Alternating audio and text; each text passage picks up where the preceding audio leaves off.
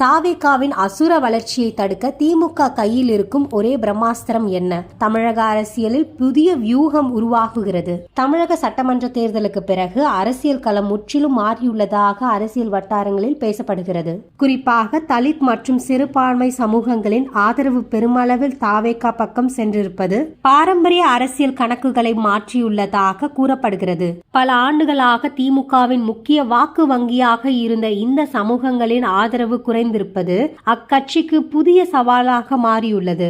இதனால் OBC, MBC மற்றும் பொதுப்பிரிவு வாக்காளர்களை ஒருங்கிணைக்கும் புதிய அரசியல் திட்டத்தை திமுக உருவாக்கி வருவதாக தகவல்கள் வெளியாகியுள்ளன. கட்சி அமைப்புகளில் அதிக பிரதிநிதித்துவம், விவசாயிகள் மற்றும் வணிகர்களுக்கான கொள்கைகள், மேலும் உள்ளாகிய திராவிட மாடல் போன்ற திட்டங்கள் மூலம் புதிய வாக்கு வங்கியை உருவாக்க முயற்சி நடக்கிறதாம்.